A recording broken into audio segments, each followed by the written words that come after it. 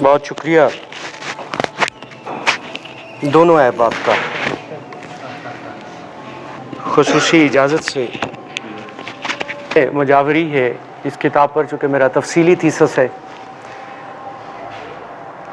پورے کا پورا تھیسس بیان کرنا وہ شاید کئی گھنٹے چاہیے. وہ تحریر کی شکل میں احباب کو اس کے مطالعہ کی طرف پیش ہوگا، لیکن اس کے ایک حصے کا ایک اقتباس جو ہے وہ میں پیش کرنا چاہوں گا. میرے نزدیک یہ کتاب بطور قاری اور بطور ایک ادب کے طالب علم میرے لیے بہت ساری علمیت کا جو ہے وہ مجموعہ ہے، جس نے بہت سارے ایسے پرت کھولنے کی جو ہے وہ دعوت دی، جس میں سے وعلیکم السلام، جس میں سے صرف ایک پرت جو ہے وہ میں آپ کے سامنے پیش کرنا چاہوں گا. عاطف جاوید عاطف کی کتاب کو بطور قاری دو حصوں میں تقسیم کیا جا سکتا ہے، ایک منظر پس منظر اور دوسرا صوفیزم. اسی لیے عاطف جاوید عاطف کو منظر اور پس منظر کا صوفی شاعر کہنا ہرگز غلط نہ ہوگا. بہت اچھا. منظر نگاری کی بابت پہلی دفعہ گفتگو آب حیات اور مجموعہ نظم آزاد کے دیباچوں میں ملتی ہے. اس تناظر میں مولانا حالی کا تنقیدی مقدمہ شعر و شاعری بہت اہمیت کا حامل ہے. ارشد بھائی توجہ چاہوں گا خصوصی کہ منظر نگاری کے متعلق مولانا شبلی شعر العجم میں باب چہارم میں کہتے ہیں کہ اشعار میں منظر نگاری کرتے ہوئے تخیل کی بجائے محاکات سے کام لینا چاہیے.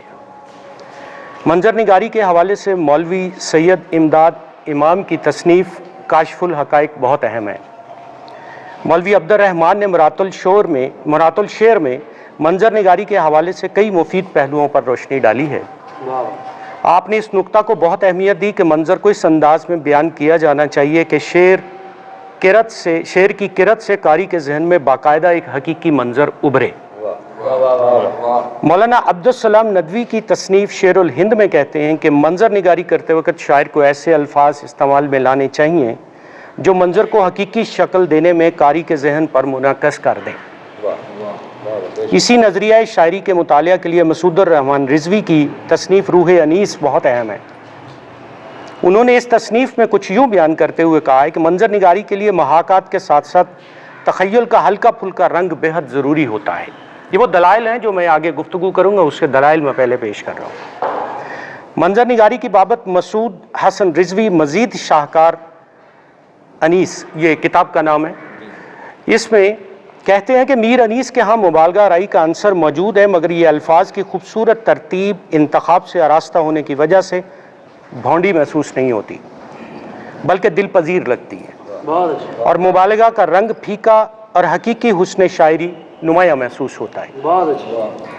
منظر نگاری سے متعلق سب سے زیادہ اہم تصانیف کلیم الدین احمد کی ہیں.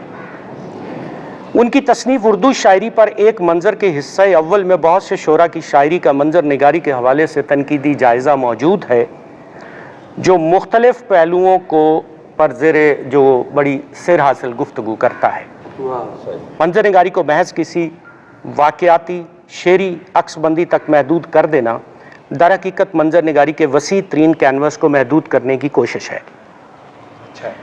عاطف جاوید عاطف کی شاعری میں تخیل اور محاکات دونوں کے حسین امتزاج سے منظر نگاری کا عملی منفرد اور خوبصورت نظارہ دیکھنے کو ملتا ہے. مثالیں دیکھیے گا. پلکوں پہ ایک تتلی آ کر بیٹھ گئی، پھر ہم اپنی آنکھ جھپکنا بھول گئے. دونوں مصروں میں پلکوں، تتلی اور آنکھ جھپکنا یہ حقیقی الفاظ کا استعمال تخیل کے تڑکے کے ساتھ عمدہ منظر نگاری کا نمونہ ابھرتا ہے کہ اس شعر کو اگر بند آنکھوں ایک دفعہ کرت کر کے آنکھیں بند کر لی جائے تو منظر نمایاں ہوگا.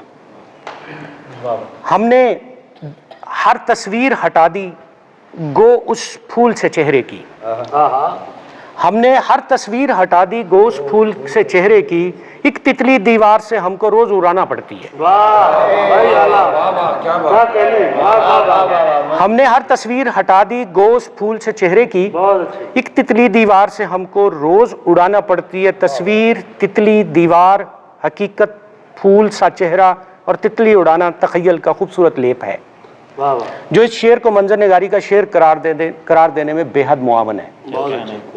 एक और मिसाल देखिए, इतनी घास कहाँ उगती थी पगडंडी पर, इतनी घास कहाँ उगती थी पगडंडी पर, यारो तुमने आना जाना छोड़ दिया है।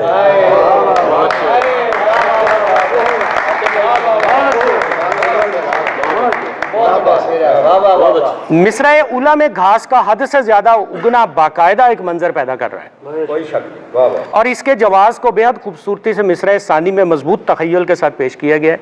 मिसरा उला के साथ बेहतरीन तलाज़मे काबिल सबूत भी इस शेर से साफ झलकता है, अगर कोई तलाज़मे की तारीफ लिखना चाहे।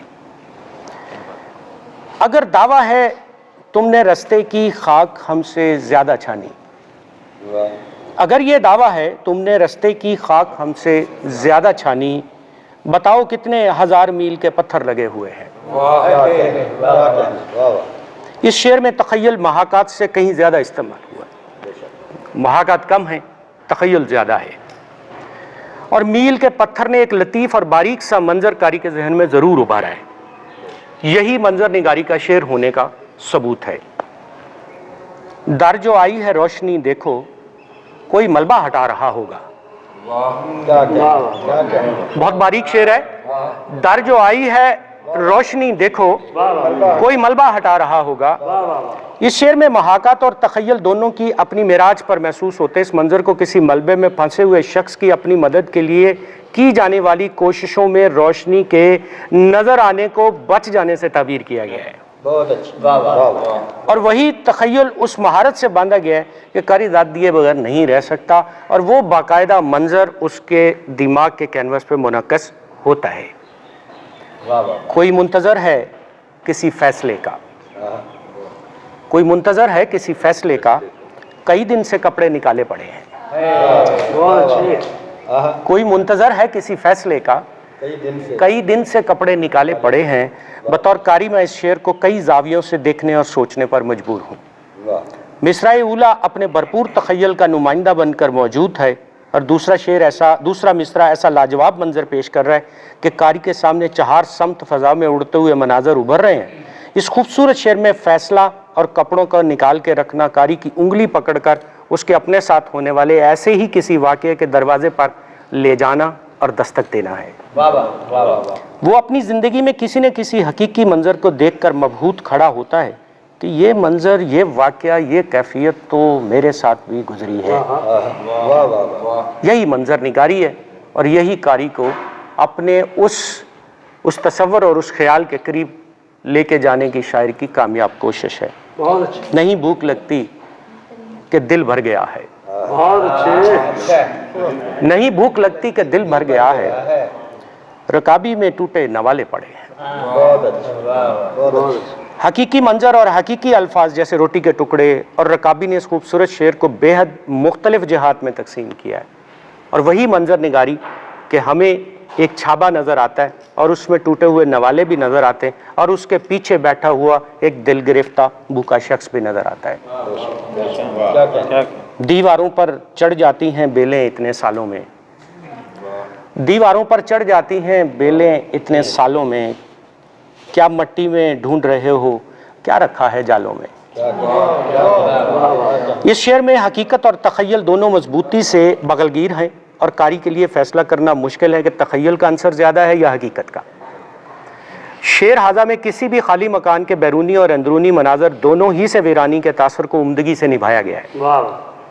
बेलों को बैरूनी दीवारों पर बेमुहार चढ़ जाना और अंदरूनी मंजर में जालों का कब्जा तखय्युल की उम्दा मिसाल है। इसका दूसरा पहलू कि अगर इसी शेर को जो है अगर इस्तिआराती ज़ुबान में इस्तेमाल करके शायर अपनी दिल गिरफ्ता सूरत हाल से आगाही देने की कोशिश कर रहा हो तो वो भी बेजा नहीं है। और अगर इसी शेर को हकीकत पे आप साबित होता हुआ देखना चाहते हो तो ये मंजर शायद हमें हर गली के अंदर हर दूसरे या तीसरे मकान में नज़र आता है। मैं यहाँ बात मकान की कर रहा हूँ, घर की नहीं। अब आखिरी शेर इस तनाज़र के साथ कि ये मेरे अगले मजमून को जोड़ेगा, उसके साथ अपना पहला हिस्सा इस मंजर निगारी के हवाले से आतफ का मंजर और पस मंजर के शायर होने के हवाले से जो गुफ्तगू है उसका एक हिस्सा मैंने आप सबको पेश किया। इंशाल्लाह तफसीली मजमून हाज़िर हो जाएगा। ये शेर पढ़ के इजाज़त चाहूँगा कि हुनर उड़ान का सीखा है कुछ गंवाने पर, हुनर उड़ान का सीखा है कुछ गंवाने पर, हवा के हाथ में देखो मेरे पुराने पर। बहुत शुक्रिया।